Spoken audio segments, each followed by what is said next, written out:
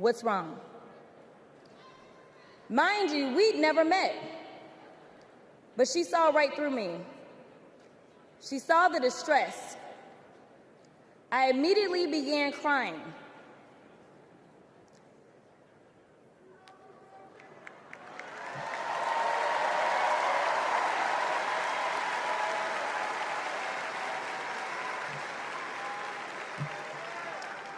And the most powerful woman in the world wiped my tears and listened.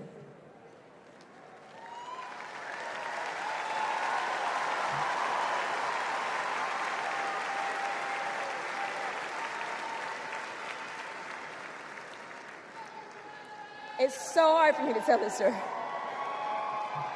She then said, among other things, "You are exactly where God wants you. Your district chose you because they believe in you, and so do I."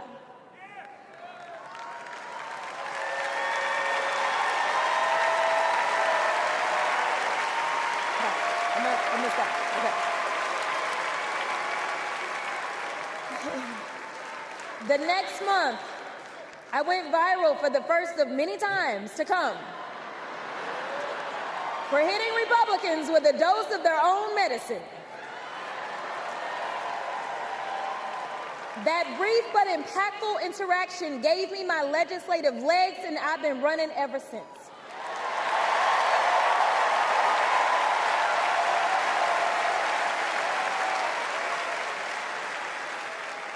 The question before us is, will a vindictive, vile villain violate voters' vision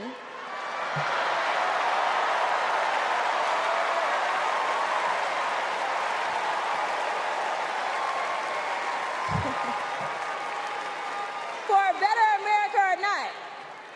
I hear alliterations are back in style. We deserve better. We deserve a president who can be a bright light in a sea of darkness.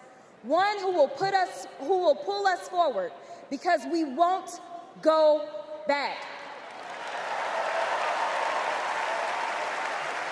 Amanda Gorman said it best: there's always light if only we are brave enough to see it, if only we are brave enough to be it.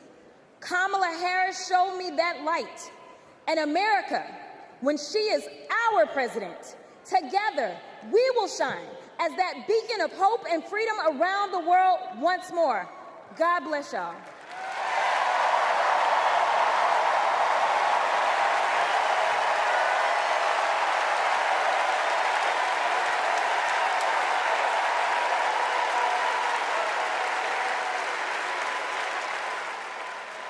This is one of our willow boxes.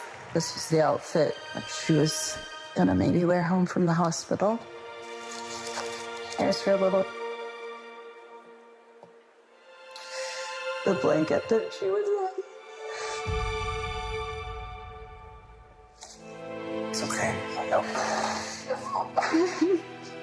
For 54 years, they were trying to get Roe v. Wade terminated, and I did it. And I'm proud to have done it. I was punished for 3 days having to wait for either my baby to die or me to die, or both. I was stuck in this horrific hell of both wanting to hear her heartbeat and also hoping I wouldn't. There has to be some form of punishment. For the woman? Yeah, there has to be some form. I almost died because doctors were forced to follow Trump's abortion ban. Kamala will protect a woman's right to choose. We trust women to make decisions about their own body and not have their government tell them what to do. I have so much faith in her. And when Congress passes a law to restore reproductive freedoms as President of the United States, I will sign it into law. We have to fight for Kamala Harris. Our rights, our freedoms, and frankly, our lives. Everything is on the line.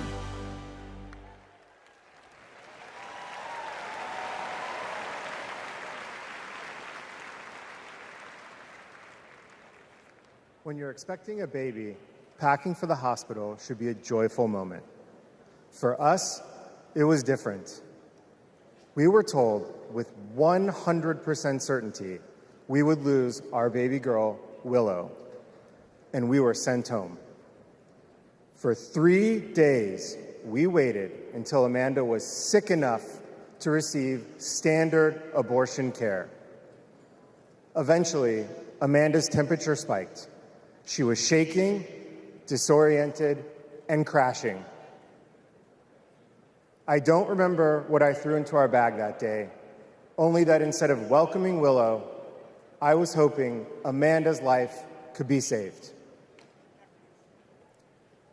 I'm here tonight because the fight for reproductive rights isn't just a woman's fight. This is about fighting. This is about fighting for our families. And as Kamala Harris says, our future.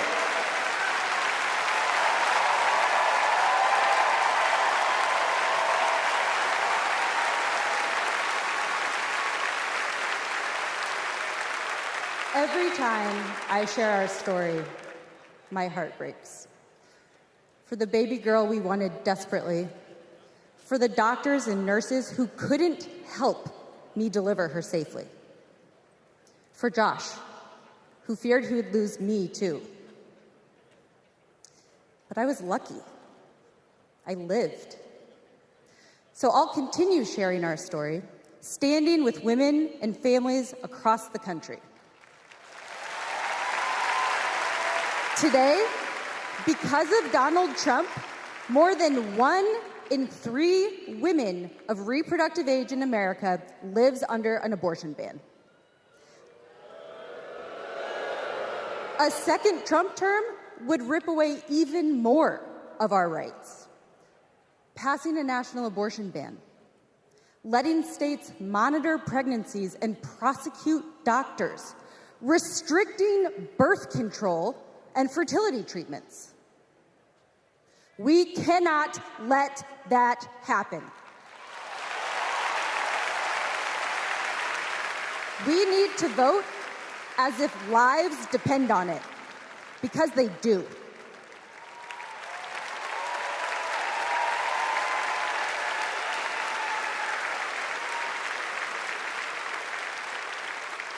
Two years ago, my husband and I were expecting our second child. Our daughter, Lauren, couldn't wait to be a big sister. I was getting ready for her 4th birthday party when something didn't feel right. 2 emergency rooms sent me away. Because of Louisiana's abortion ban, no one would confirm that I was miscarrying. I was in pain, bleeding so much my husband feared for my life.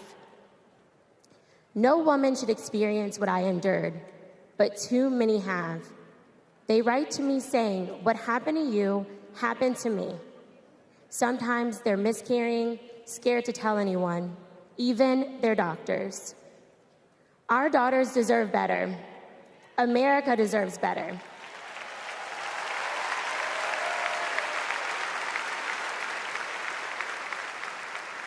Kamala Harris and Tim Walz will fight for reproductive rights and our freedom and our shared future.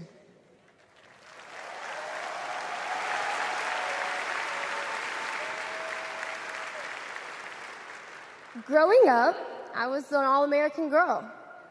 Varsity soccer captain, cheerleading captain, homecoming queen, and survivor.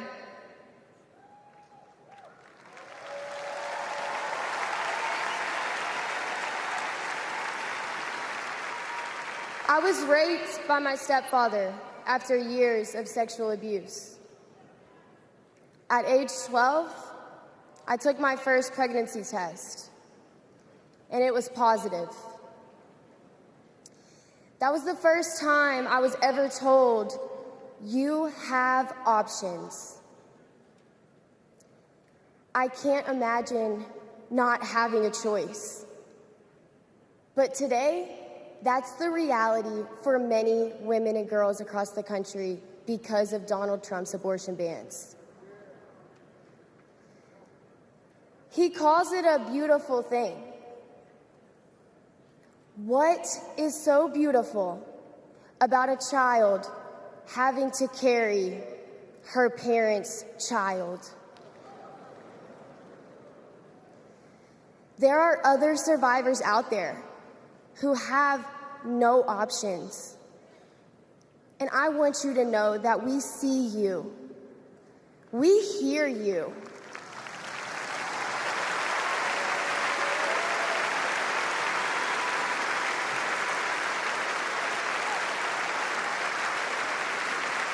Kamala Harris will sign a national law to restore the right to an abortion.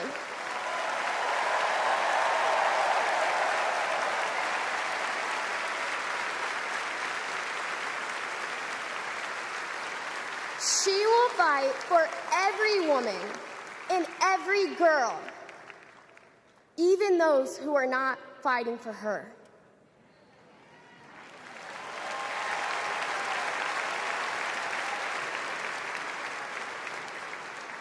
And now, I am honored to introduce another champion for women, a leader who's fought for me and for so many others, Governor Andy Beshear.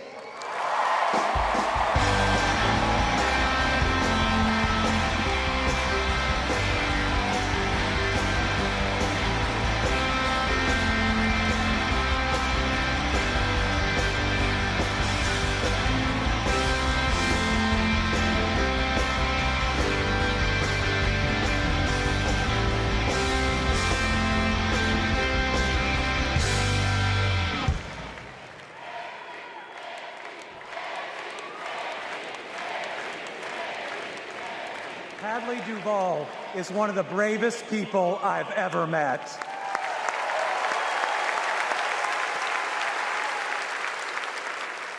I'm amazed at the courage it takes to share her pain, to share her truth.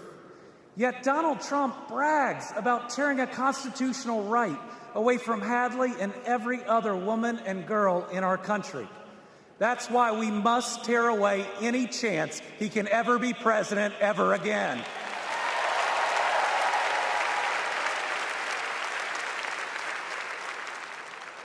In 21 states, Trump's actions have resulted in extreme bans on abortion in my state, even in cases of rape, incest, and non-viable pregnancies. That leaves 12-year-old girls like Hadley with no options. That fails any test of humanity, any test of basic decency, any test of whether you have any underlying empathy. Thankfully, this extremism is being soundly rejected all over our country.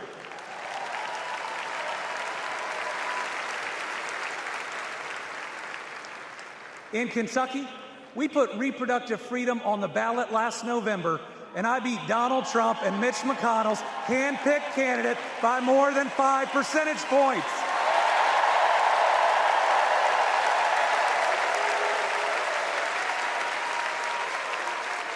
This November, we're going to beat them again. Elect Kamala Harris and Tim Walz and protect reproductive freedom.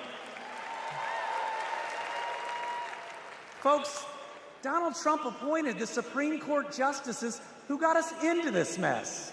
His Project 2025 goes even further. Here's the thing.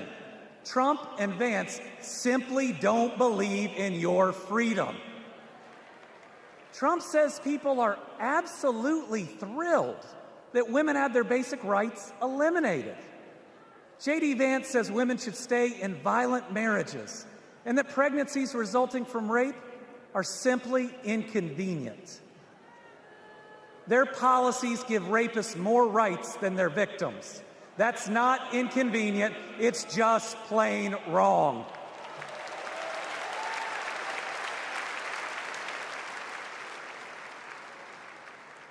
And a woman grieving a non-viable pregnancy shouldn't be required to carry it to term just to listen to her child die or to hear no sound at all. All women should have the freedom to make their own decisions. Freedom over their own bodies. Freedom about whether to pursue IVF. Freedom about whether to have children at all.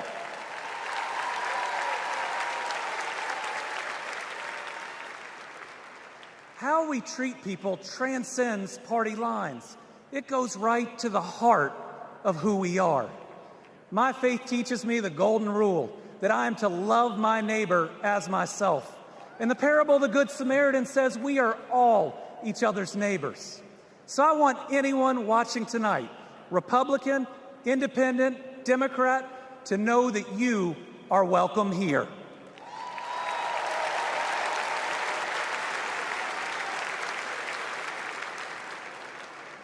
We believe in America where we live out our values, end anger politics once and for all, and move beyond this us versus them by remembering we are all Americans.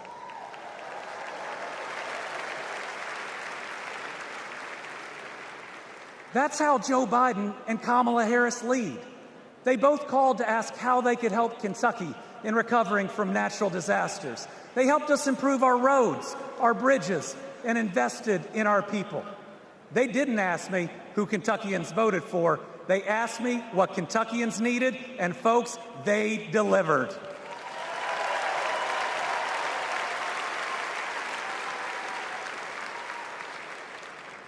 Kamala Harris gets it. She knows we must move beyond anger, extremism, and division, that everyone has dignity and deserves respect.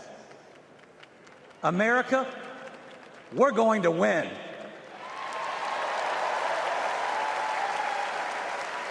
And we're going to win by staying true to our values of compassion, empathy, and doing right by our neighbors. I'm so proud to be all in for the next President of the United States, Kamala Harris. Thank you.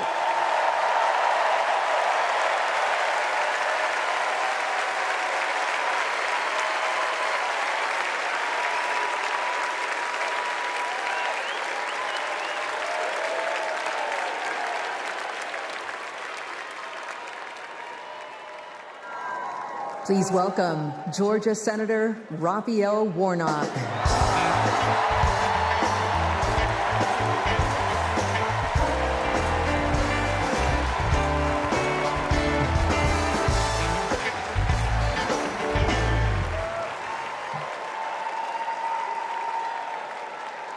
Well, hello, America.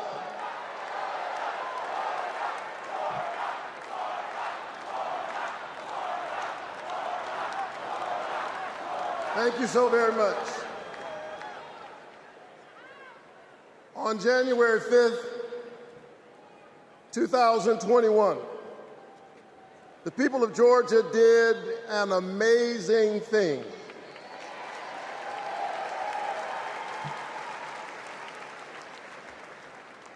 They sent a black kid who grew up in public housing and the Jewish son of an immigrant to the United States Senate in one fell swoop.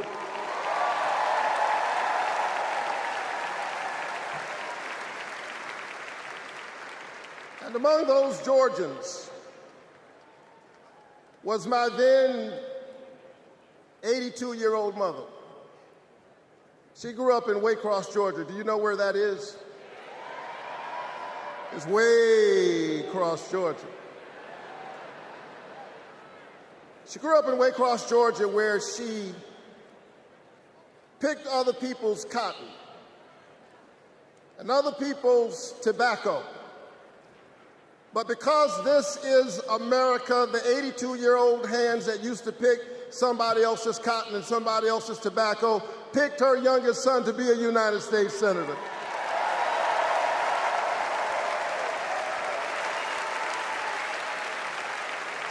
This is my America. Thank you, Mom. Thank you, Georgia. Thank you, America, for raising your voice and using your vote. A vote is a kind of prayer for the world we desire for ourselves and for our children, and our prayers are stronger when we pray together. And so together we flip the Senate held the House, and we sent Joe Biden and Kamala Harris to the White House.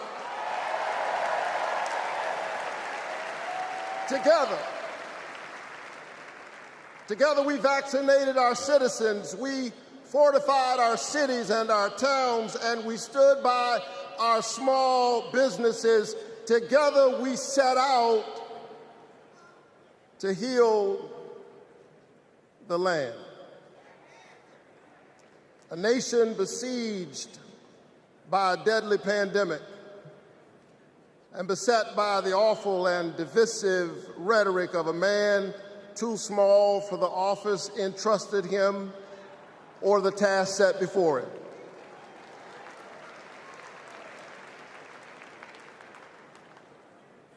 The day after my January 5th election, he instigated an insurrection, a violent assault on our nation's capital and the peaceful transfer of power, all driven by the big lie. But behind the big lie was an even bigger lie. It is the lie that this increasingly diverse American electorate does not get to determine the future of the country. The lie and the logic of January 6th is a sickness. It is a kind of cancer that then metastasized into dozens of voter suppression laws all across our country. And we must be vigilant tonight because these anti-democratic forces are at work right now in Georgia and all across our country. And the question is, who will heal the land? And so here we are, America. Are you ready? Are you ready to stand up in this moral moment? Stand up for the best in the American covenant.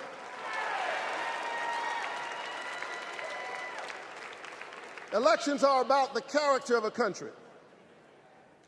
And we must decide, again, we are the latest generation of Americans who get to decide what kind of country we want to be. And we must choose between the promise of January 5th and the peril of January 6th. A nation that embraces all of us or just some of us. Donald Trump's America is the America of January 6th. People who have no vision traffic in division. He does not know how to lead us, and so he wants to divide us. America, make no mistake, Donald Trump is a plague on the American conscience.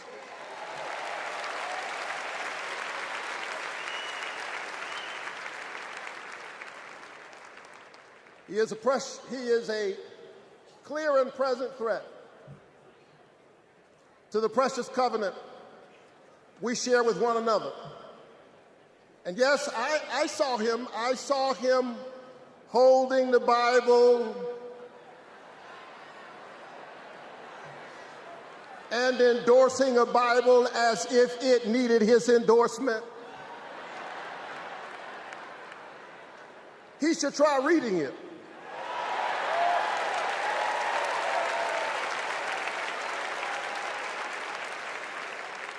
It says, do justice, love kindness, and walk humbly with your God. He should try reading it. It says, love your neighbor as yourself. It says, inasmuch as you've done it unto the least of these, you have done it also unto me.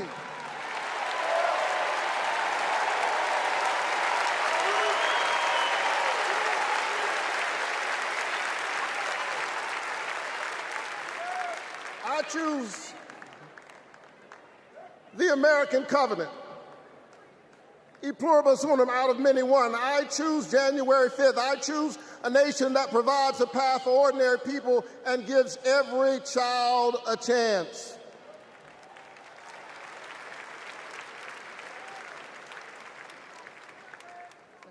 And that's Joe Biden's America. And he's been fighting for it for more than a half century. President Biden, America is so much better because of you, a true patriot who has always put the people first. Thank you, Joe.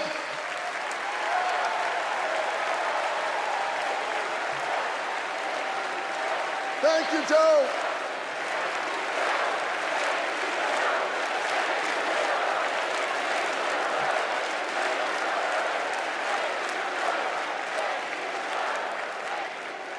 But I'll tell you something else.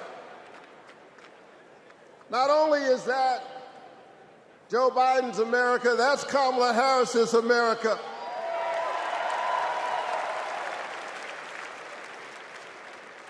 She was leading with Joe Biden when we expanded the child tax credit, cutting child poverty in America nearly in half.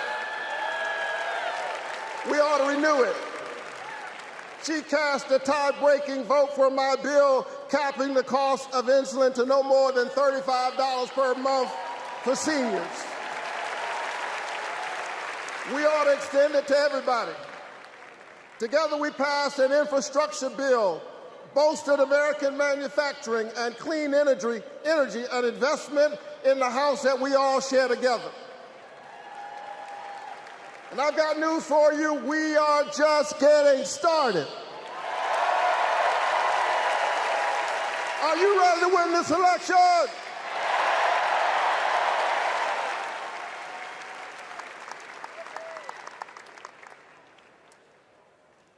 Kamala Harris and Tim Walz represent the new way forward.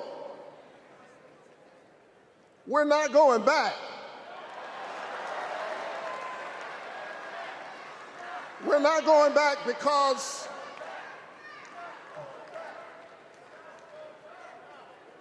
we are the United States of America. We always dream about the future.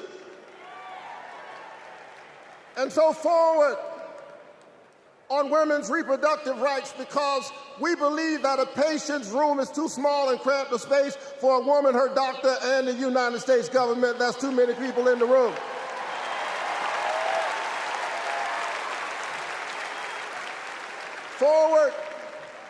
Forward on worker rights, because most people do not mind working. They just want to share in the prosperity that they are creating for others. Forward on voting rights, forward on affordable housing and access to health care. We are moving forward.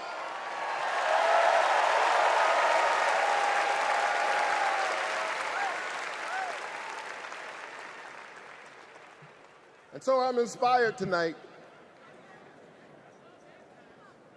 I'm inspired by all of you. I'm inspired by the resilience of an American spirit that has rebounded from the pandemic and is holding at bay the forces that are trying to divide us. And I'm inspired tonight by the memory of my late father, a preacher and a junk man. Monday through Friday, he lifted old broken cars and put them on the back of an old rig. But on Sunday morning, the man who lifted broken cars lifted broken people whom other people had discarded and told them that they were God's somebody.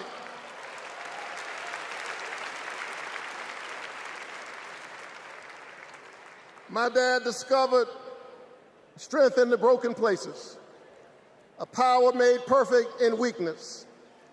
And so I'm convinced tonight that we can lift the broken even as we climb. I'm convinced tonight that we can heal sick bodies. We can heal the wounds that divide us. We can heal a planet in peril. We can heal the land.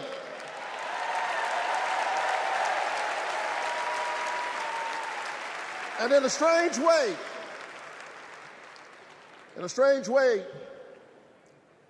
the pandemic taught us how.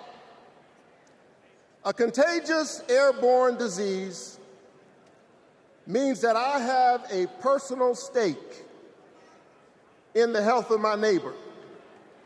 If she's sick, I may get sick also. Her health care is good for my health. I'm just trying to tell you that we are as close in our humanity as a cough. I need my neighbor's children to be okay so that my children will be okay. I need all of my neighbor's children to be okay. Poor inner city children in Atlanta and poor children of Appalachia. I need the poor children of Israel and the poor children of Gaza. I need Israelis and Palestinians. I need those in the Congo, those in Haiti, those in Ukraine. I need American children on both sides of the track to be okay. Because we are all God's children. And so let's stand together. Let's work together. Let's organize together. Let's pray together. Let's stand together. Let's heal the land. God bless you. Keep the faith. And keep looking up.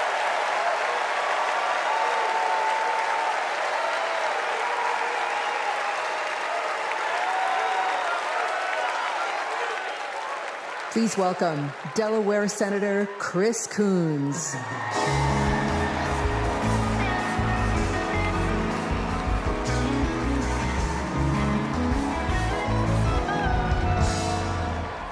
Good evening, folks. Good evening, America. Good evening, Chicago. Are there any Democrats in the room tonight?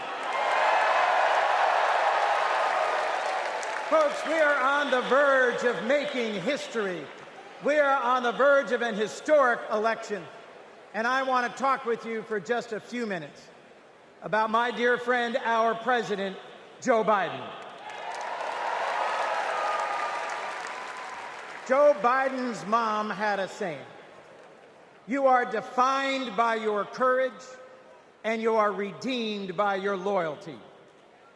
4 years ago, I had the honor of helping introduce Joe Biden to our national convention.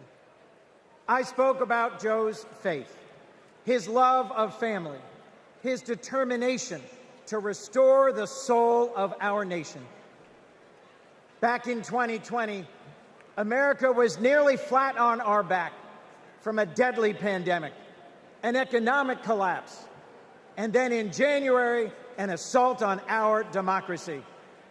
All of this, because the drama and chaos of our former president had knocked us down. But folks, Joe Biden's courage, Joe Biden's faith in us, Joe Biden's determination to heal the soul of our nation gave us hope and gave us confidence. Someone who has himself been knocked down by life time and again. Joe Biden knows the grit and determination of the American people. He believed in us, and Joe Biden helped us get back up again.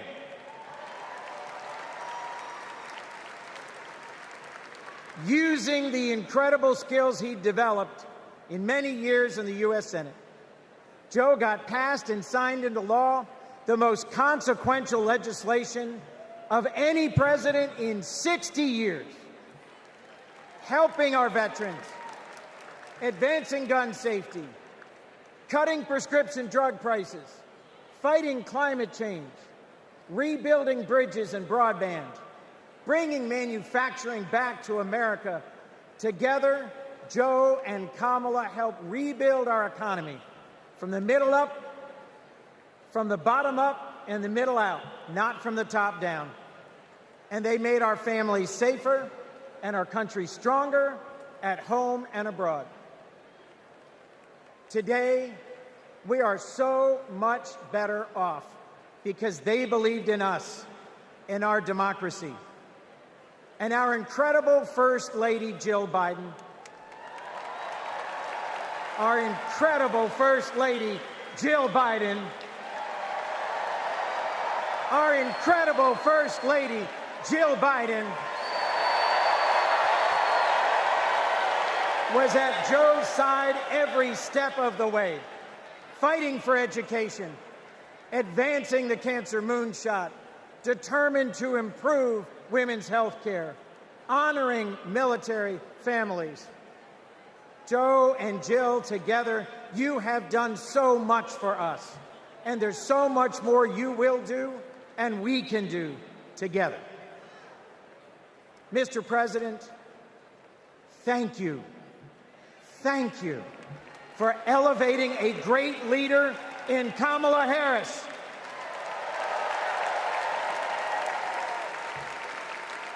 Vice President Harris, thank you for choosing a great running mate with a heart for the middle class like yours in Sergeant, Congressman, Coach, Governor Tim Walz.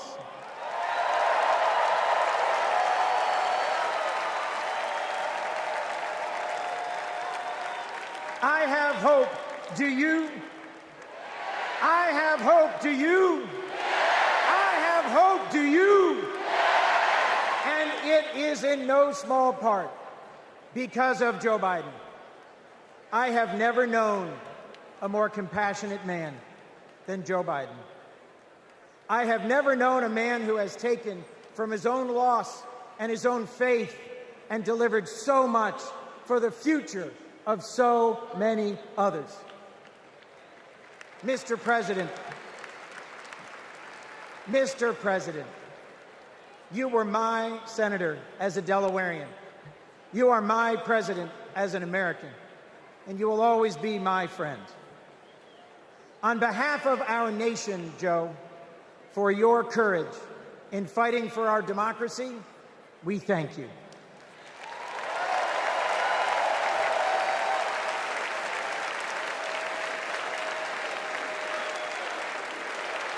On behalf of our Democratic Party, for your loyalty in fighting for our democratic values, we thank you.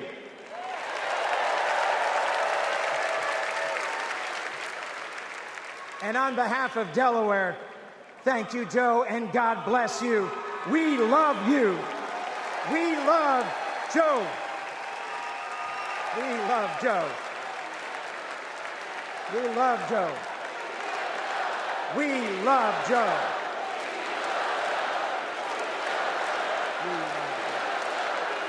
Thank you all. We love Joe. God bless you, and thank you very much.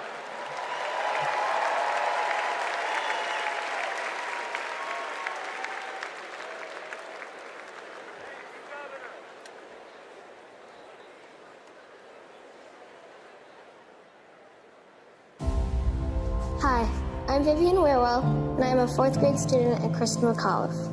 I've been bouncing around all week excited for this moment, and last night I could barely sleep. I remember the day that we heard that President Biden had won, and the whole neighborhood started celebrating. So when I heard you were coming, I really wanted to meet you. I adore you because you embrace change for my generation, and the ones to come. I look up to you.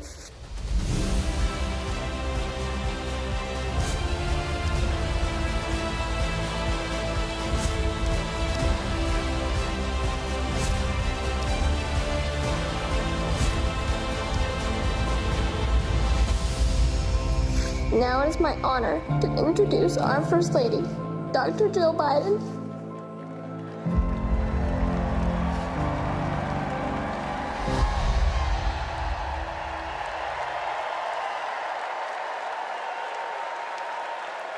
Please welcome First Lady of the United States, Jill Biden.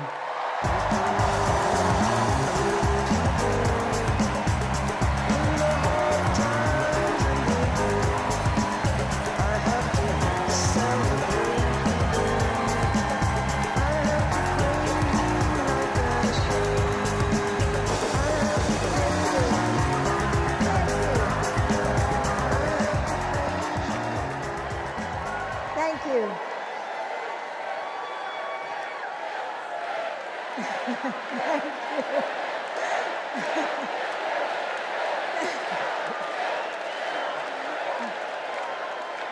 Thank you. Thank you so much. Love you too. Joe and I have been together for almost 50 years. And still, there are moments when I fall in love with him all over again. Like when I handed him our baby Ashley for the first time and saw the smile that lit up his face. Or on nights after an exhausting day working in the Senate, when he would read one more bedtime story just because the kids asked.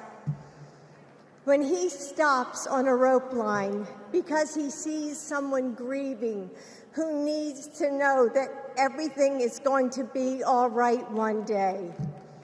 Or to encourage that child with a stutter to find the confidence she needs. Those moments when I'm reminded of all he's accomplished in the name of something bigger than himself. Receiving the Medal of Freedom with humility.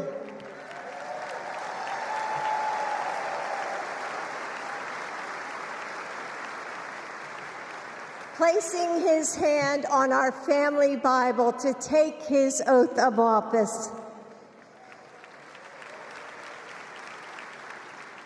And weeks ago, when I saw him dig deep into his soul and decide to no longer seek re-election and endorse Kamala Harris.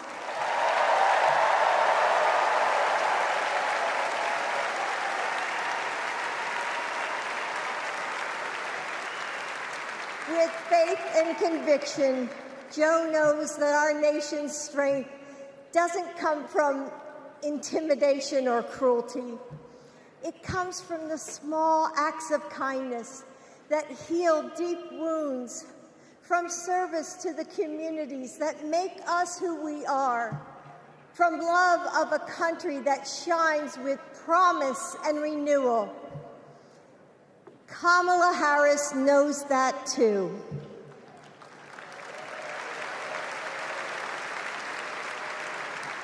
Our son, Beau, first worked with Kamala when he was Attorney General of Delaware. He told me at the dinner table one night, "Mom, she's special, someone to keep your eye on." And he was right. Joe and I know Kamala. We have seen her courage, her determination, and her leadership up close. Kamala and Tim, you will win.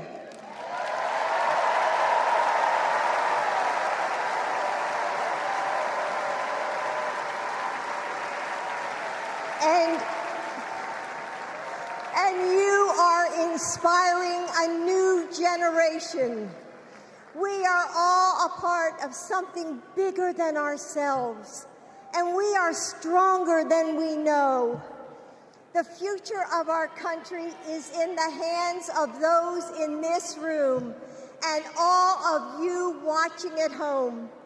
It's going to take all of us, and we can't afford to lose.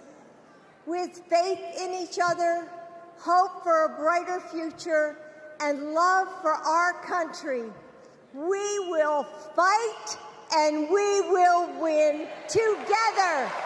Thank you. Thank you.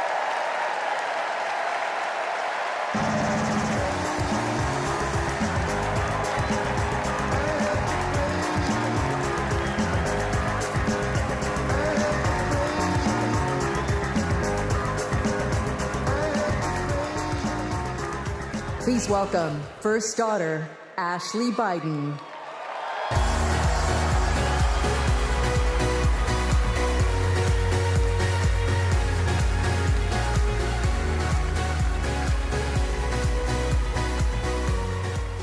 Good evening. I have this memory. It's the eve of my 8th birthday. Dad is still in D.C., tending to urgent matters in the Senate. That night, as a surprise, Mom told me, Bo, and Hunter to get in the car.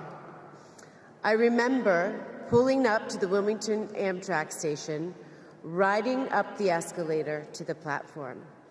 The train stops, doors open, and Dad steps out.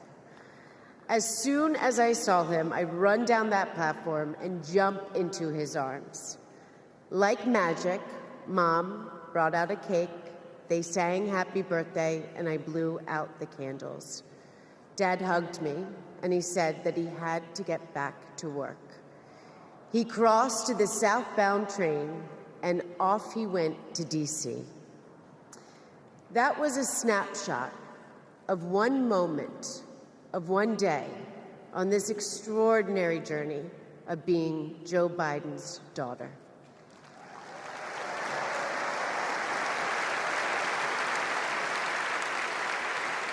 Joe Biden is the OG girl dad. He told me I could be anything and I could do anything. As a child, I would sit on the leather chair in his office doing my homework, and he would sit next to me doing his work, drafting the Violence Against Women Act.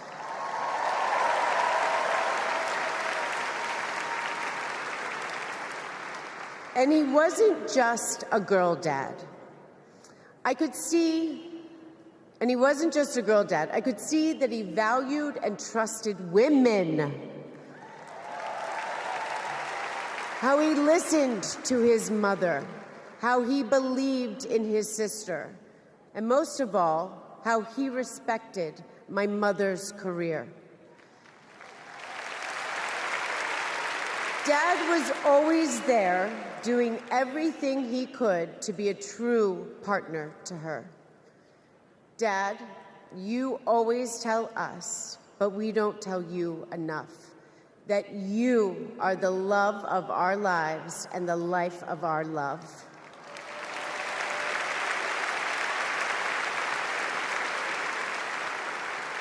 I had my wedding reception in my parents' backyard. At the time, my dad was vice president. But he was also that dad who literally set up the entire reception. He was riding around in his John Deere four-wheeler, fixing the place settings, arranging the plants, and by the way, he was very emotional. I thought that I would be a mess, but he was the one crying, and I was the one who had to comfort him. Before he walked me down the aisle, he turned to me and said that he would always be my best friend. All these years later, Dad, you are still my best friend. His example in service inspired my career. I'm a social worker in Philadelphia.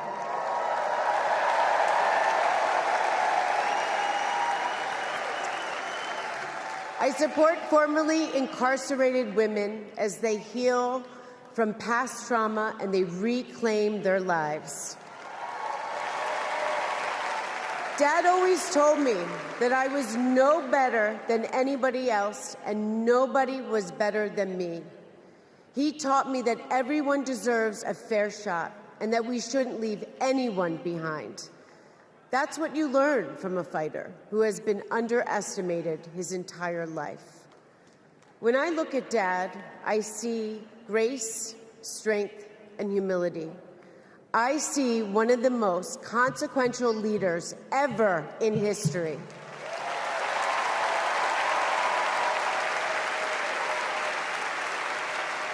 And I also know that he never stops thinking about you, about your dreams, about your dignity, about your opportunities, about your family.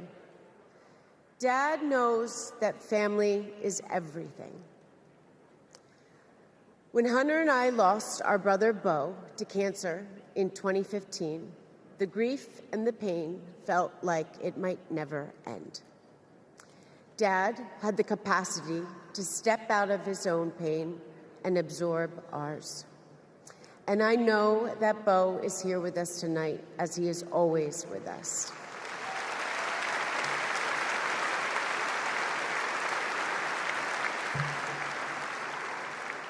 After Bo passed, I got this tattoo on my wrist. It says, "Courage, dear heart." A reminder to myself to keep going, to get back up, like my dad has always done. He has taught me that a courageous heart is a miraculous thing. A courageous heart can heal a family. A courageous heart can heal a nation, and maybe even the world. And now, this election requires the courageous hearts of all of us. In 2020, my dad selected Kamala Harris to beat Donald Trump. And he knows in 2024, she will beat Donald Trump again.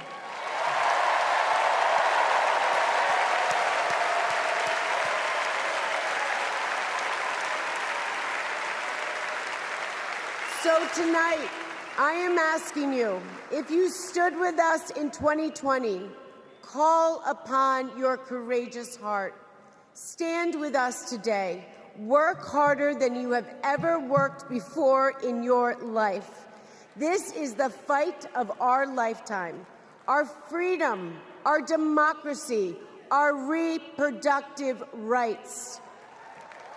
All of this, all of it is on the ballot. And I know together we can do this because my dad helped show us the way.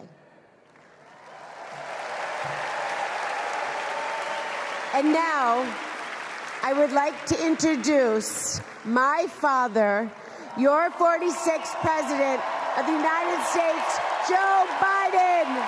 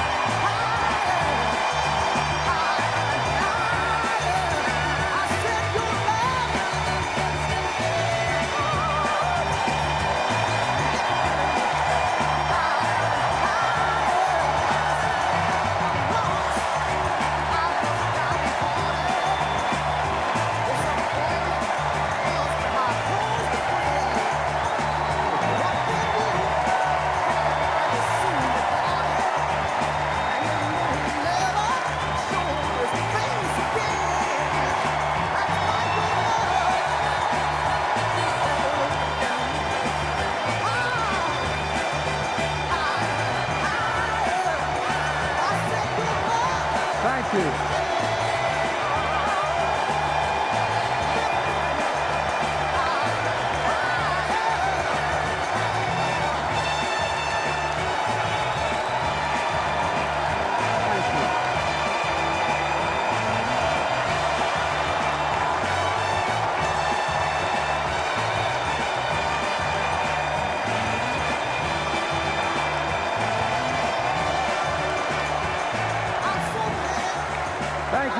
Thank you.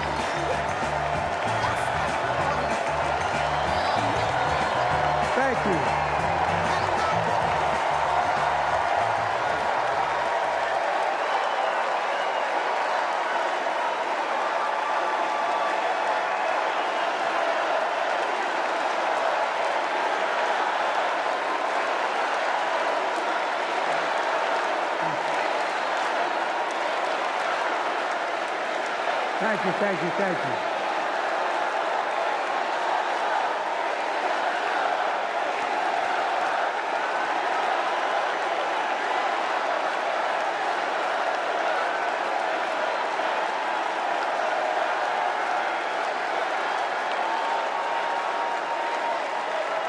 Thank you, thank you, thank you.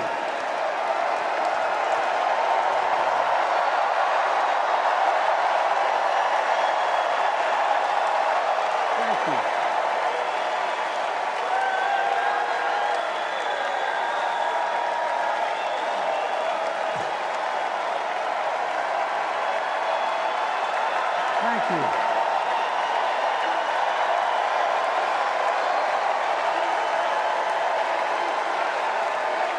Thank you.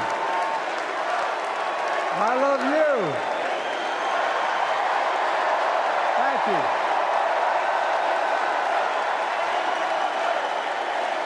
Thank you, thank you, thank you.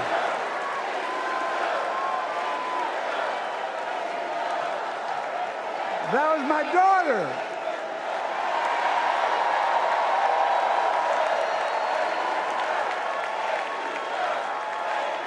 Thank you.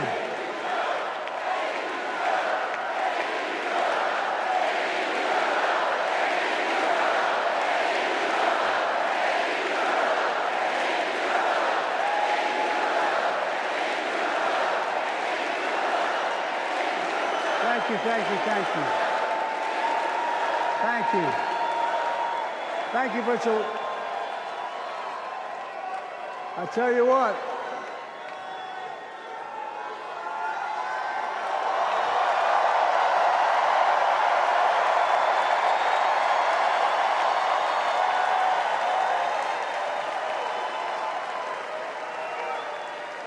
To my dearest daughter Ashley, God love you, you're incredible. Thank you for that introduction and for being my courageous heart, along with Hunter and our entire family, and especially our rock, Jill.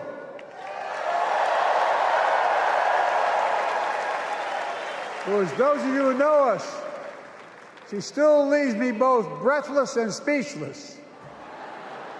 Everybody knows her. I love her more than she loves me. She walks down the stairs and I still get that going boom, boom, boom. You all will know me. No, I'm not kidding. Let's give a special round of applause to our First Lady, Jill Biden.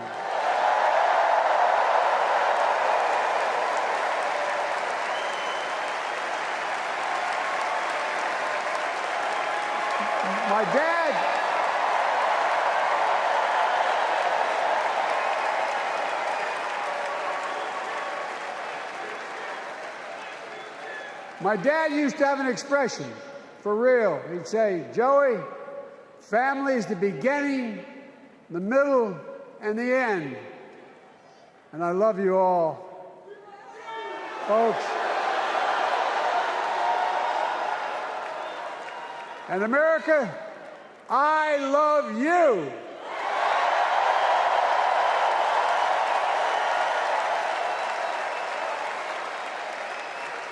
Folks, let me ask you.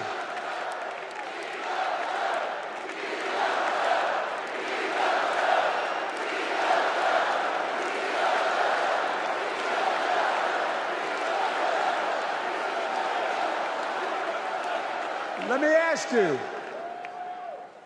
Are you ready to vote for freedom?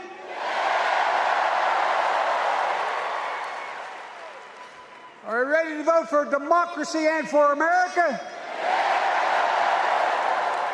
Let me ask you, are you ready to elect Kamala Harris and Tim Walz, President and Vice President of the United States?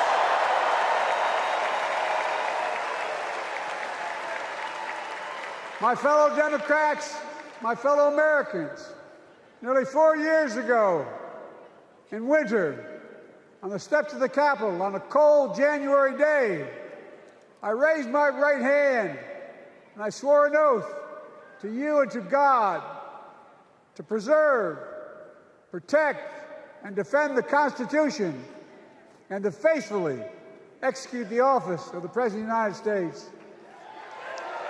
In front of me was a city surrounded by the National Guard. Behind me, a Capitol just 2 weeks before had been overrun by a violent mob. But I knew then, from the bottom of my heart, that I knew now, there is no place in America for political violence. None. You cannot say you love your country only when you win.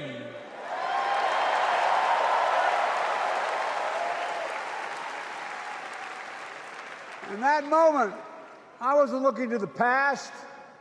I was looking to the future. I spoke of the work at hand, the moment we had to meet. It was, as I told you then, a winter of peril and possibility. Of peril and possibility. We're in the grip of a once-in-a-century pandemic, historic joblessness, a call for racial justice long overdue, clear and present threats to our very democracy. Thank you.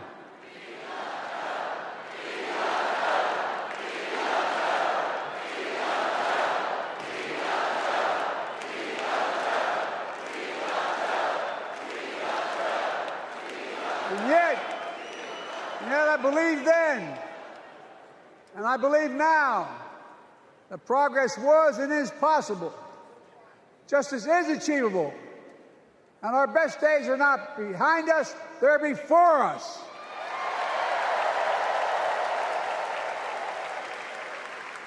Now it's summer.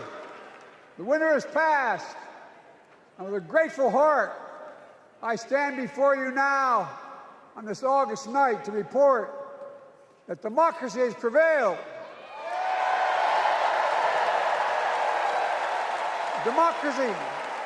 Democracy has delivered. And now democracy must be preserved.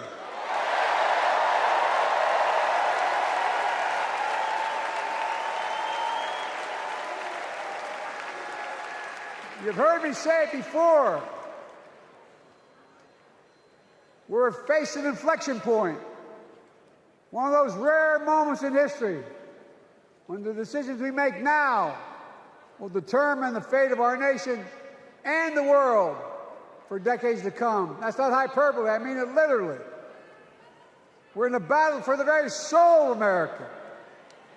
I ran for president in 2020 because of what I saw in Charlottesville in August of 2017.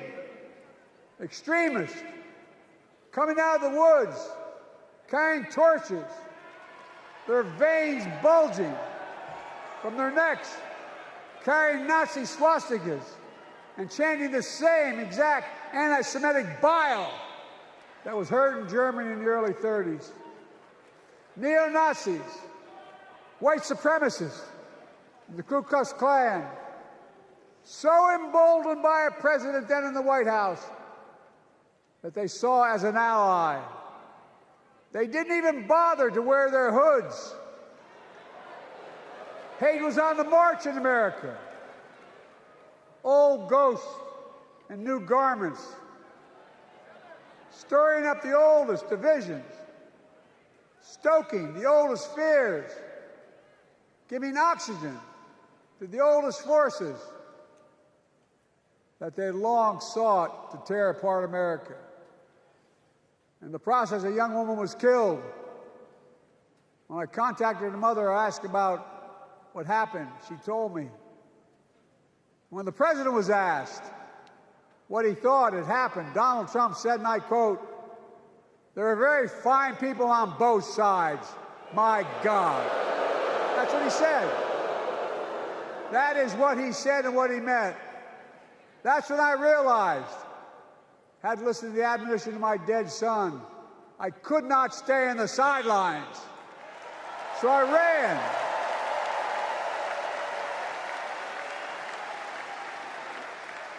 Because I had no intention of running again.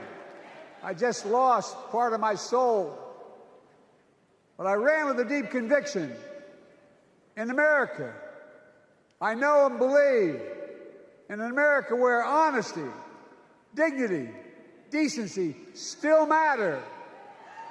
An America where everyone has a fair shot and hate has no safe harbor.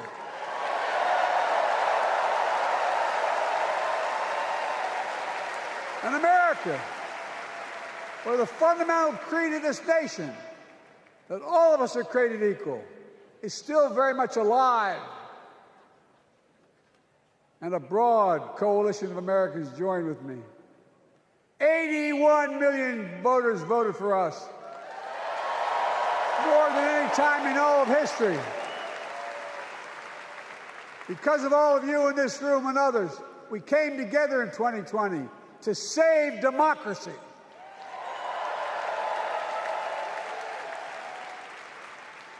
As your president, I've been determined to keep America moving forward, not going back, to stand against hate and violence in all its forms, to be a nation where we not only live with but thrive on diversity, demonizing no one, leaving no one behind, and becoming the nation that we profess to be.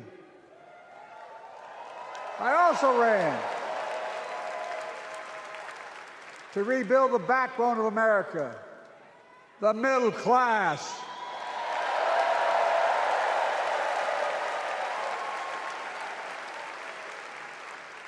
I made a commitment to you that I be a president for all Americans, whether you voted for me or not. We have done that. Studies show the major bills we have passed actually delivered more to red states than blue, because the job of the president is to deliver to all of America.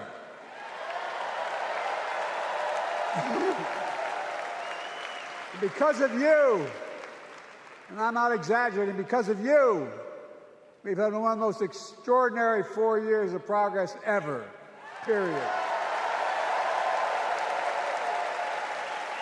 When I say we, I mean Kamala and me. Just think about it. COVID no longer controls our lives. We've gone from economic crisis to the strongest economy in the entire world. Record 16 million new jobs. Record small business growth. Record high stock market. Record high 401ks. Wages up and inflation down, way down, and continuing to go down.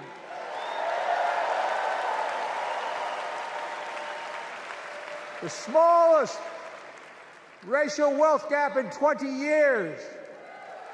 And yes, we both know we have more to do, but we're moving in the right direction. More Americans have peace of mind that comes from having health insurance. More Americans have health insurance today than ever before in American history.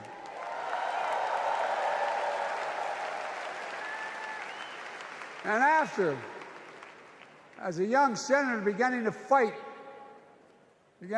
for 50 years to give Medicare the power to negotiate low prescription drug prices, we finally beat Big Pharma.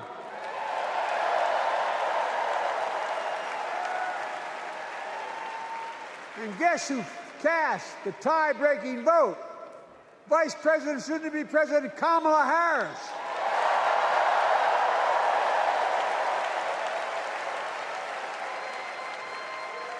And now it's the law of the land. Instead of paying $400 a month for insulin, seniors with diabetes will pay $35 a month. The law we passed already includes, starting in January, every senior's total prescription cost can be capped at $2,000 no matter how expensive the drugs they have. And what we don't focus on, and our Republican friends don't seem to understand, our reforms don't just save seniors money, they save the American taxpayers money. You know what we just passed saved? It saved $160 billion over the next decade. That's not hyperbole. It's because Medicare no longer has to pay those exorbitant prices to the Big Pharma. But look, thank you, Kamala, too. Look, folks, how can we have the strongest economy in the world without the best infrastructure in the world?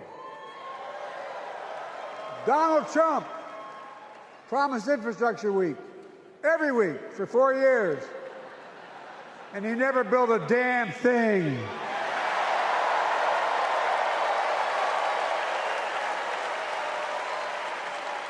But now, because of what Kamala and I have done, remember we were told we couldn't get it done. Remember when we came into office, we couldn't get anything passed? But right now, we're giving America an infrastructure decade, not week. We're modernizing our roads, our bridges, our ports, our airports, our trains, our buses. We're removing every lead pipe from schools and homes so every child can drink clean water. We're providing affordable high-speed internet for every American, no matter where they live, not unlike what Roosevelt did with electricity. And so much more. We are uniting the country. We're growing our economy. We're improving our quality of life. And we're building a better America.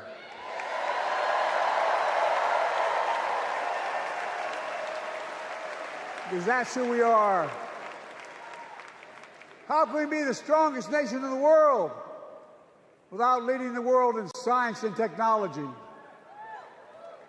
After years of importing 90% of our semiconductor chips from abroad, which America invented those chips, our Chips and Science Act meant that private companies from around the world are now investing literally tens of billions of dollars to build new chip factories right here in America.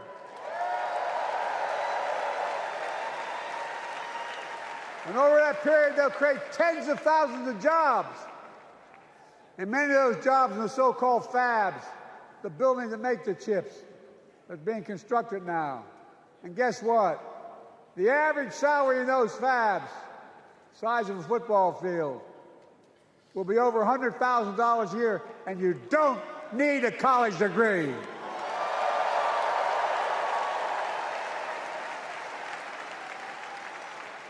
Because of you and so many electeds out there, American manufacturing is back. Where the hell does it say we wouldn't lead the world in manufacturing? 800,000 new manufacturing jobs.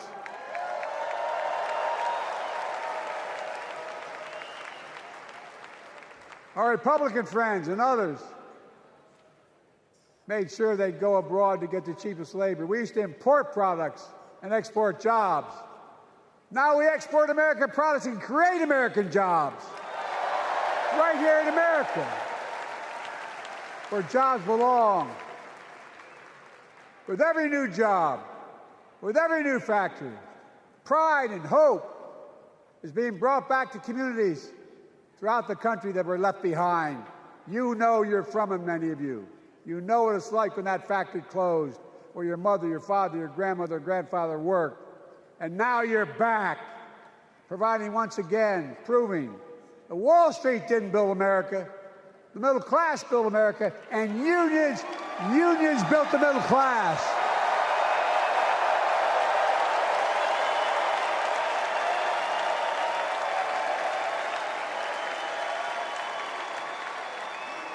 It's been my view since I came to the Senate.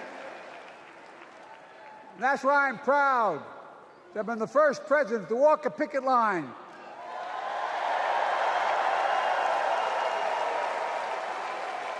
and be labeled the most pro-union president in history, and I accept it. That's a fact.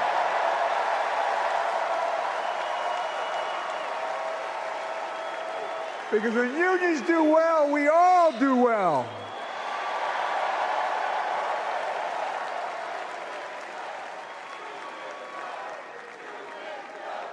You got it, man. You got it.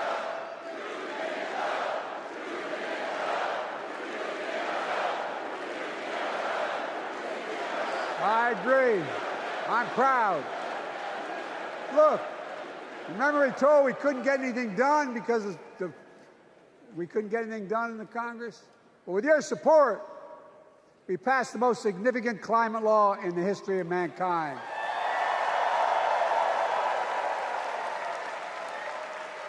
Over $370 billion. Cutting carbon emissions in half by 2030. Launching a climate corps, similar to AmeriCorps and Peace Corps, creating tens of thousands of jobs for young people of the future who are going to make sure this continues. Creating hundreds of thousands of jobs in clean energy for American workers, including the IBEW installing 500,000 charging stations all across America. And in the process, reducing carbon emissions. And we're seeing it. We're seeing to it that the first beneficiaries of environmental initiatives are those fence-lined communities that have been smothered by the legacy of pollution. Louisiana and Delaware, Route 9, all the factories, all those chemical factories are right next to the poorest neighborhoods. They're the ones we're going to bring back.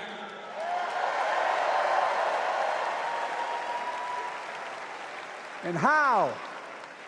How can we be the greatest nation in the world without the best education system in the world? Donald Trump and the Republican friends, they not only can't think, they can't read very well.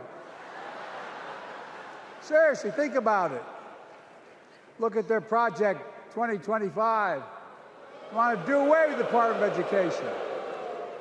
Well, during the pandemic, Kamala and I helped states and cities get back their schools back open. And we gave public school teachers a raise.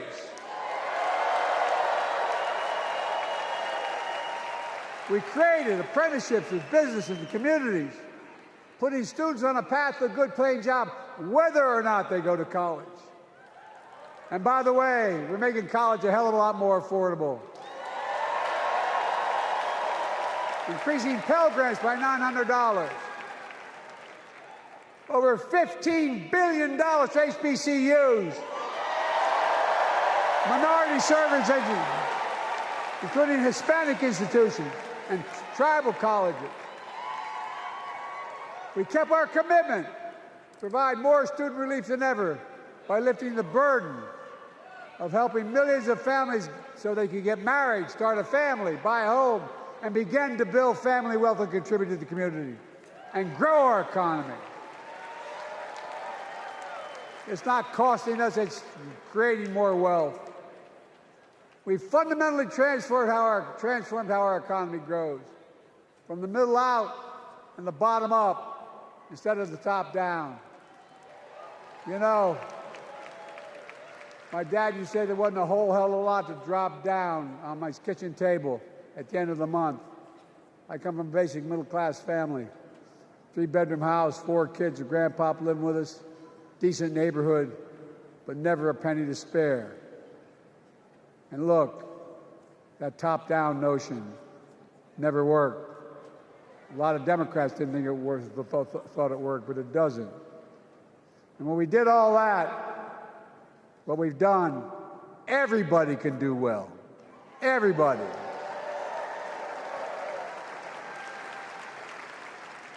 Donald Trump calls America a failing nation. No, I'm serious. But think about this. Think about this. He publicly says to the whole world, I'm going to say something outrageous. I know more foreign leaders by their first names and know them well than anybody alive. Just because I'm so damn old. But I'm not joking. Think of the message he sends around the world when he talks about America being a failing nation.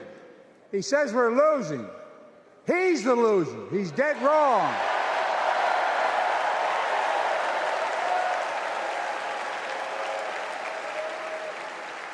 Many of you are very successful people who travel the world. Name me a country in the world that doesn't think we're the leading nation in the world. Without America, not a joke, think about it. I'm being literal. Who could lead the world other than the United States of America? Well, guess what? America's winning, and the world's better off for it. America's more prosperous, and Americans are safer today than were under Donald Trump. Trump continues to lie about crime in America, like everything else. Guess what? On his watch, the murder rate went up 30%, the biggest increase in history. Meanwhile, we made the largest investment, Kamala and I, in public safety ever. Now, the murder rate is falling faster than any time in history. Violent crime has dropped to the lowest level of more than 50 years. And crime will keep coming down when we put a prosecutor in the Oval Office instead of a convicted felon.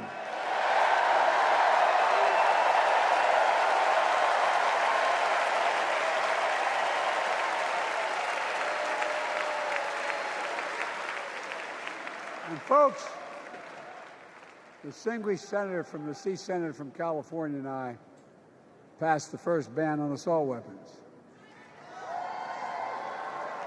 And guess what? It worked. If we care about public safety, we need to prevent gun violence. And it makes me ashamed when I travel the world, which I do. More children in America are killed by a gunshot than any other cause in the United States. More die from a bullet than cancer, accidents, or anything else in the United States of America. My God. That's why Kamala and I are proud. We beat the NRA when we passed the first major bipartisan gun safety law in 30 years.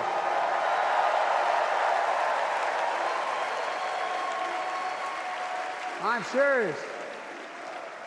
That comes from here. And now it's time to ban assault weapons again. And demand universal background checks.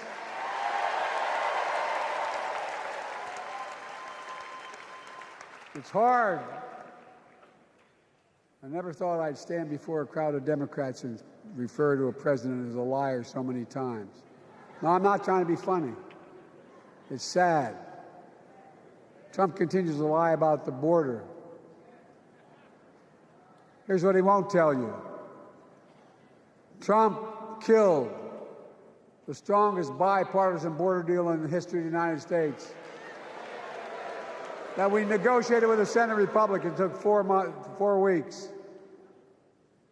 Once it passed, and never acknowledged the most expansive border change in American history. He called senators to say, don't support the bipartisan bill, because he said it would help me politically and hurt him politically. My God. No, I'm serious. Think about it. Not a joke. Ask even the press who doesn't like me. They'll tell you that's true. Typically Trump, once again, putting himself first and America last. Then I had to take executive action. The result of the executive action I took, border encounters have dropped over 50%. In fact, there are fewer border crossings today than when Donald Trump left office. And unlike Trump, we will not demonize immigrants, saying they're the poison of blood of America. Poison the blood of our country. Kamala and I are committed to strengthening legal immigration, including protecting dreamers and more.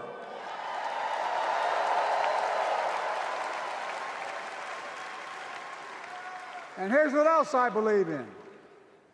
Protecting your freedom to vote, your freedom to love who you love.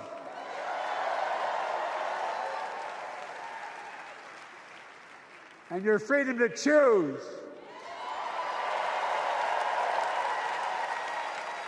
In its decision overturning Roe v. Wade, as you heard earlier tonight, the United States Supreme Court majority wrote the following, quote, women are not without electoral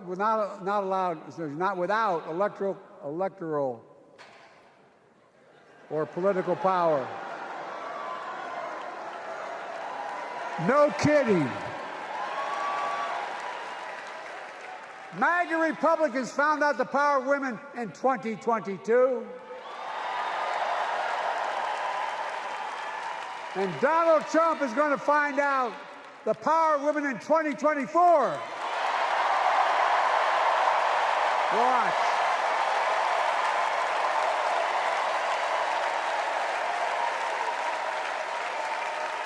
And where Trump and his mega Republican right-wingers seek to erase history, we Democrats continue to write history and make more history.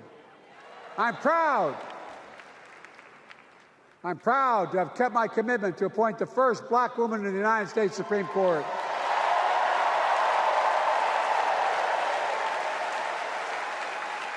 Ketanji Brown Jackson, a symbol for every young woman in America that you can do anything. I'm proud that I've kept my commitment to have an administration that looks like America and that taps in to the full talent of our nation. The most diverse cabinet in history, including the first black woman in South Asian descent to serve as vice president. And will soon serve as the 47th president of the United States.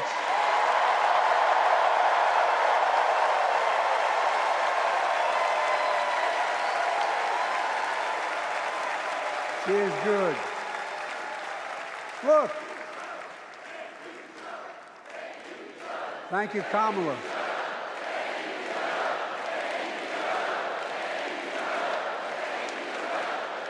Folks, I've long said we have many obligations as a nation, but I got in trouble years ago for saying I'd make no apologies.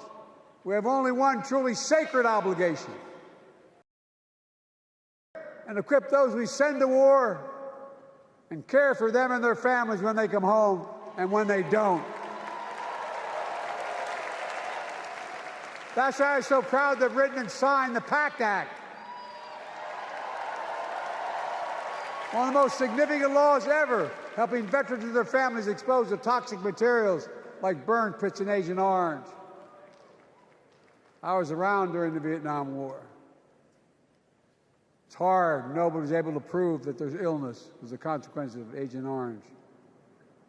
And no one was able to prove initially that because they lived in burn pits like my son lived next to in Iraq for a year, that is the cause of their illness. But because of the PACT Act, a surviving spouse with 2 children is now eligible for a stipend of about $3,000 a month. And those children who lost a parent are eligible for tuition benefits to go to college and to get job training. It's already helping over 1 million veterans and their families just so far. Well, I love them, and I'm so proud of my son's service. We get it. But guess who doesn't get it and doesn't respect our veterans? We know from his own chief of staff, the 4-star General John Kelly, that Trump, when in Europe, would not go to the grave sites in France. The brave service members who gave their lives to this country. He called them suckers and losers. Who in the hell does he think he is? Who does he think he is? There's no words for a person. They are not the words of a person not worthy of being commander-in-chief. Period. Not then, not now, and not ever. I mean that. I mean that from the bottom of my heart.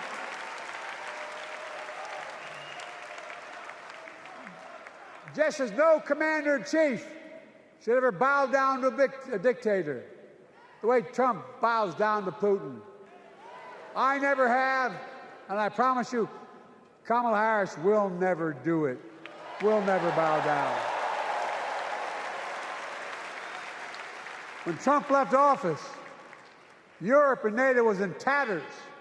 Not a joke. America First doctrine changed our whole image in the world. Well, they gave the hours, about 190 hours sum total, even my counterparts or heads of state in Europe, to strengthen NATO. We did. We united Europe like it hadn't been united for years. adding Finland and Sweden to NATO. 10 days before he died, Henry Kissinger called and said, not since Napoleon has Europe not looked over their shoulder at Russia with dread, until now. Until now. Well, guess what? Putin thought he'd take Kyiv in 3 days. 3 years later, Ukraine is still free.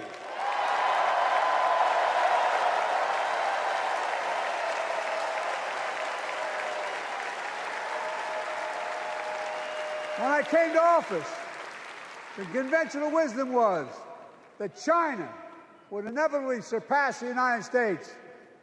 They haven't noticed. No one's saying that now.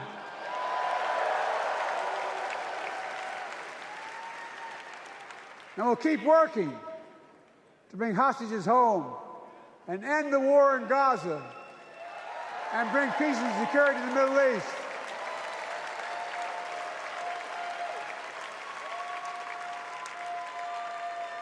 As you know, I wrote a peace treaty for Gaza. A few days ago, I put forward a proposal that brought us closer to doing that than we've done since October 7th. We're working around the clock, my Secretary of State, to prevent a wider war and reunite hostages with their families and surge humanitarian health and food assistance into Gaza now. To end the civilian suffering of the Palestinian people, and finally deliver a ceasefire and end this war.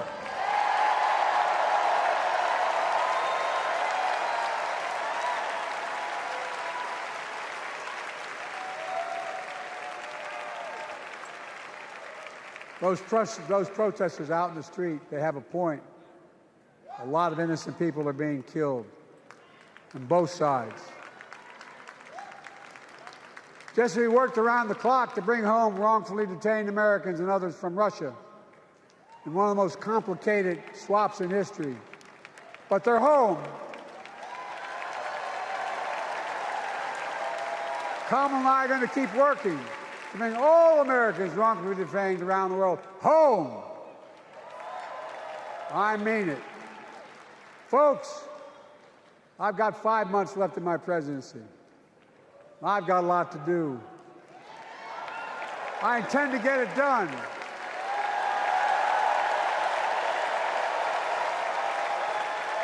It's been the honor of my lifetime to serve as your president. I love the job, but I love my country more. I love my country more. And all this talk about how I'm angry at all those people who said I should step down, that's not true.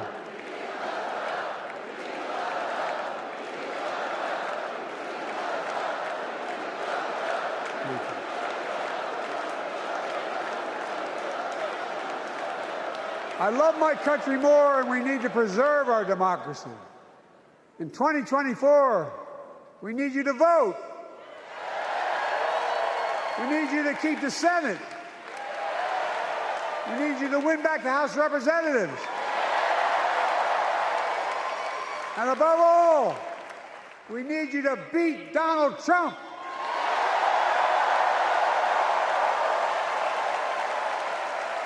And elect Kamala and Tim President and Vice President of the United States of America. Look, they'll continue to lead America forward, creating more jobs, standing up for workers, growing the economy, lower the cost to American families so they just have a little more breathing room. We've made incredible progress, but we have more work to do. And Kamala and Tim will continue to take on corporate greed and bring down cost of food. They'll keep taking on Big Pharma, making insulin $35 a month, not just for seniors, but for everyone in America. and capping prescription drug costs at a total of $2,000, not just for seniors, but for everyone. And folks, that's going to save America again tens of billions of dollars. Folks, they'll make housing more affordable, building 3 million new homes, providing $25,000 down payment assistance for the first-time home buyer, more than the 10 we approved. Donald Trump wants a new tax on imported goods, food, gas, clothing, and more. You know what that will cost the average family, according to the experts? $3,900 a year in a tax. No, it's a fact. Kamala and Tim will make the child care tax credit permanent.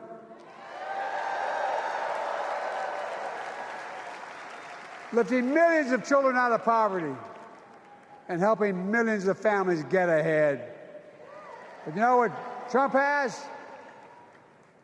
He created the largest debt any president had in 4 years with his $2 trillion tax cut for the wealthy. Well, Trump has a new plan. He wants to provide a $5 billion tax cut for corporations and the very wealthy. Read it. Put us further in debt. And folks, you know we have 1,000 billionaires in America. You know what their average tax rate they pay? 8.2%. If we just increase their taxes, we proposed to 25%, which isn't the highest tax rate even, it would raise $500 billion new dollars over 10 years. They'd still be very wealthy. Look, Kamala and Tim are going to make them pay their fair share. They'll protect Social Security and Medicare. Trump wants to cut Social Security and Medicare. Kamala and Tim will protect your freedom. They'll protect your your right to vote. They'll protect your civil rights. And you know Trump will do everything to ban abortion nationwide. Oh, he will. You know, Kamala and Tim will do everything they possibly can. That's why you have to elect the Senate and the House to restore Roe v. Wade.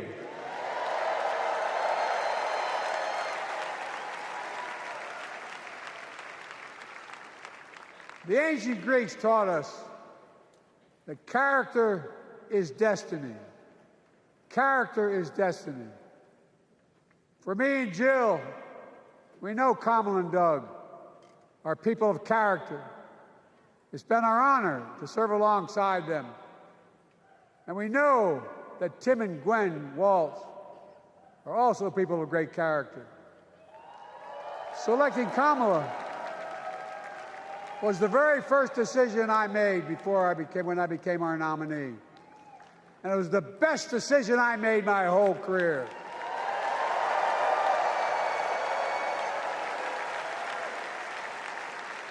We've not only gotten to know each other, we've become close friends. She's tough, she's experienced, and she has enormous integrity, enormous integrity. Her story represents the best American story. And like many of our best presidents, she was also vice president. That's a joke.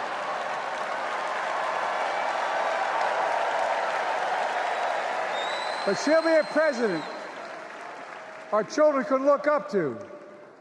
She'll be a president respected by world leaders because she already is. She'll be a president we can all be proud of. And she will be a historic president who puts her stamp on America's future.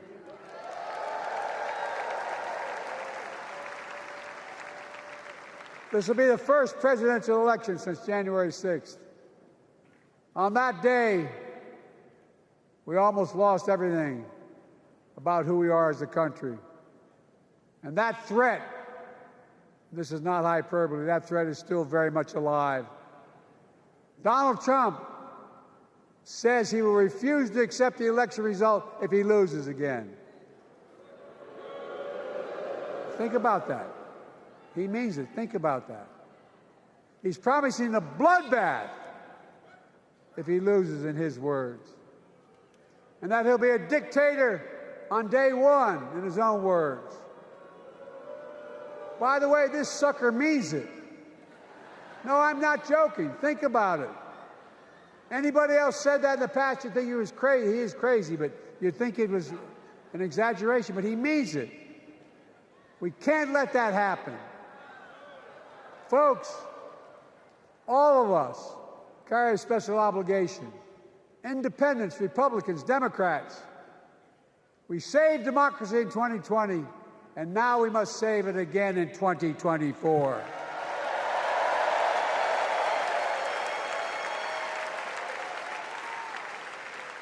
The vote of each of us cast this year will determine whether democracy and freedom will prevail. It's that simple. It's that serious. And the power is literally in your hands.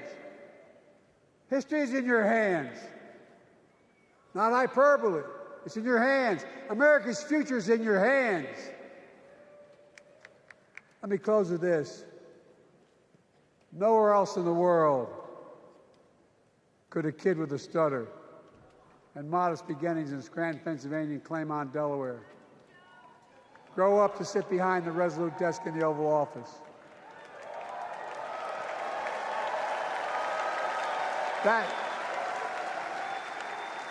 That's because America is and always has been a nation of possibilities. Possibilities. We must never lose that. Never. Kamala and Tim understand that this nation must continue to be a place of possibilities, not just for the few of us, but for all of us. But join me in promising your whole heart to this effort, and where my heart will be. I promise I'll be the best volunteer Harris and Walz has Cam ever seen.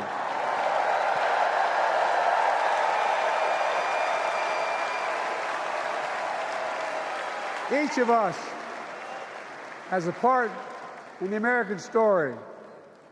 For me and my family, there's a song that means a lot to us. It captures the best of who we are as a nation. The song is called American Anthem. There's one verse that stands out, and I can't sing worth a damn, so I'm not going to try. I'll just quote it. The work and prayers of centuries have brought us to this day. What shall our legacy be? What will our children say? Let me know in my heart, when my days are through, America, America, I gave my best to you.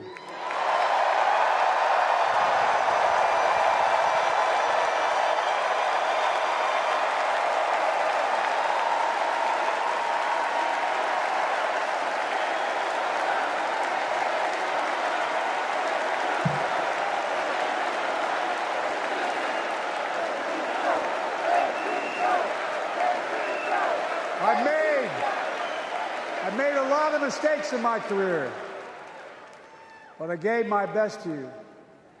For 50 years, like many of you, I've given my heart and soul to our nation.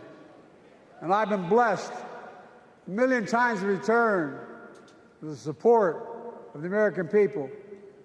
I've either been too young to be in the Senate because I wasn't 30 yet, and too old to stay as president. But I hope you know how grateful I am to all of you.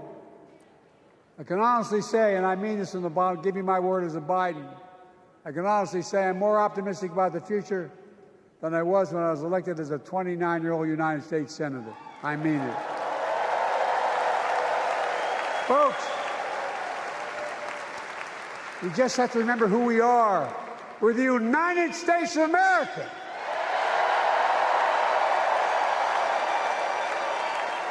And there's nothing we cannot do when we do it together.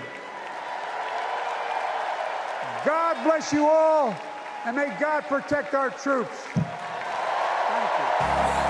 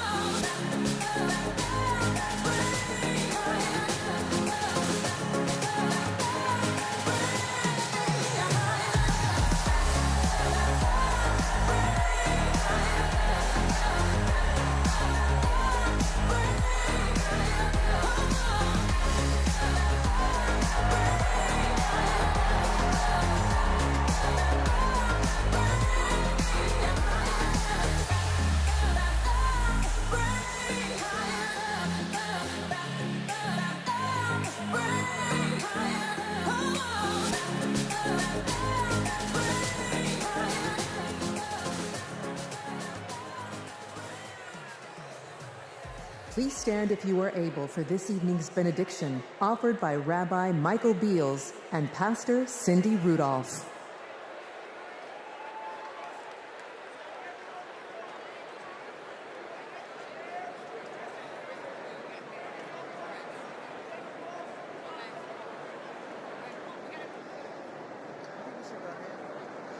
Tonight's convention theme, for the people.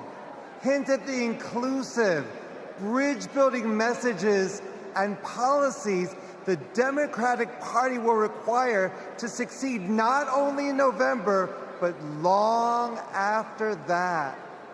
No prayer better unites Jews, Christians, Muslims, and others of faith, along with Democrats, Republicans, Independents, and undecideds, than the threefold priestly Cohenite benediction presented in the Bible.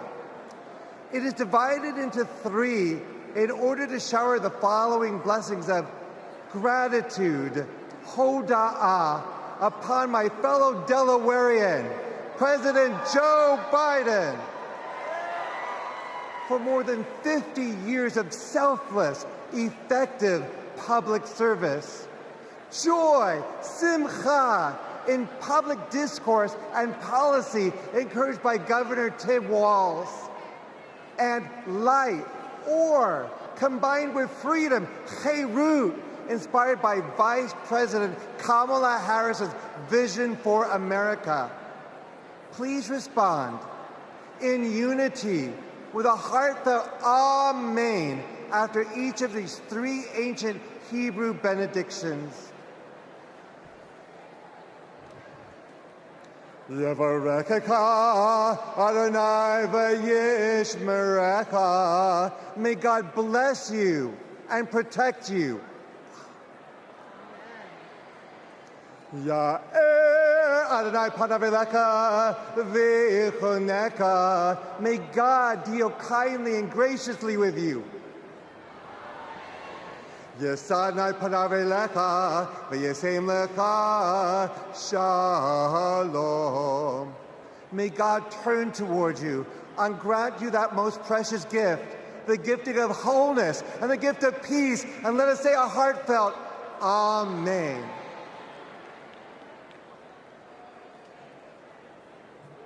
Most gracious, kind, and loving God, we thank you for this tremendous gathering of people invested in our nation's progress.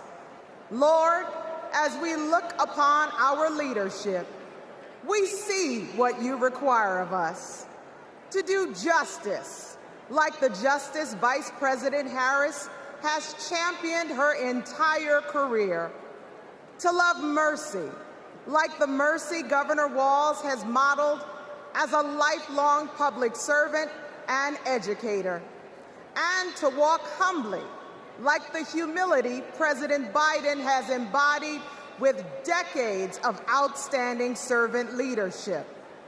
Oh God, as we strive to work for the people, we pray you will unite our nation. Help us to choose hope over hostility, compassion over callousness, and liberty over tyranny.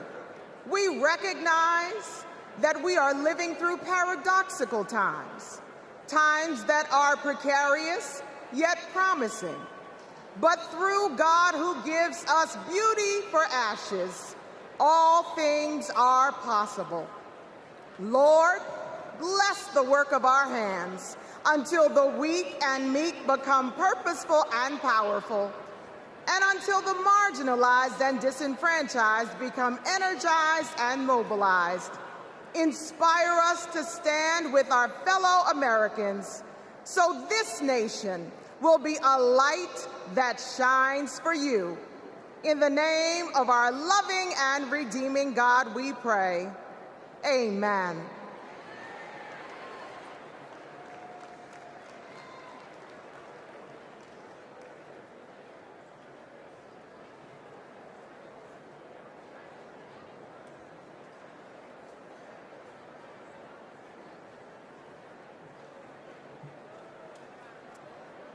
Night one of the Democratic National Convention has officially come to an end. What an incredible day. Thank you, President Biden, from the bottom of my heart. You have restored the soul of our nation. You have given us all hope. The chair will now entertain a motion to recess our convention until Tuesday, August 20th at 6 p.m. Is there a second? All in favor, please signify by saying aye. All opposed? The ayes have it. We'll see you tomorrow night, everybody.